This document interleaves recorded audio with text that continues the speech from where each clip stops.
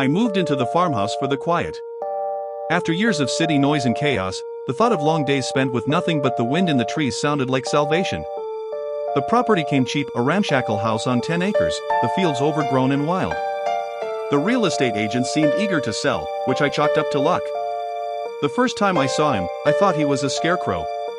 It was late afternoon, and the sky was painted with the deep orange of approaching dusk. I was unpacking when I glanced out the kitchen window.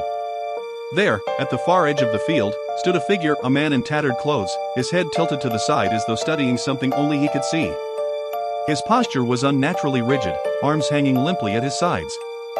I told myself it was a scarecrow, though I didn't remember seeing it when I first arrived. The next morning, the figure was closer.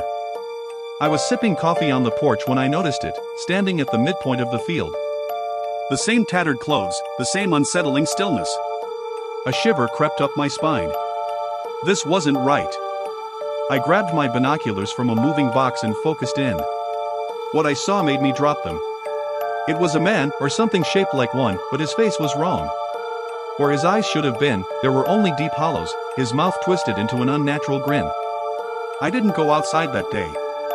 By evening, the man was standing just beyond the front yard, at the edge of the overgrown grass. I locked the doors and closed the curtains, but I couldn't shake the feeling of being watched. That night, I heard footsteps circling the house. Slow, deliberate. They stopped outside my bedroom window. I didn't dare look. The next morning, he was gone. I wanted to leave. I packed a bag, ready to drive back to the city, but when I opened the front door, I froze. The man stood at the base of the porch steps. He was closer than ever now, and I could see him clearly. His skin was mottled and gray, like wood left to rot. His empty eyes seemed to drink in the light, and his grin stretched impossibly wide. He didn't move. He just stood there, as if waiting. I slammed the door and called the police. They arrived an hour later, but the man was gone. The officers exchanged uneasy glances, muttering something about local stories and harmless tricks. They promised to patrol the area but left me with no answers. That night, I barricaded the door and slept fitfully. At some point, I woke to a faint tapping sound. It was coming from the window. I didn't need to look to know who it was. This morning, I found footprints in the dirt outside the house. They weren't human.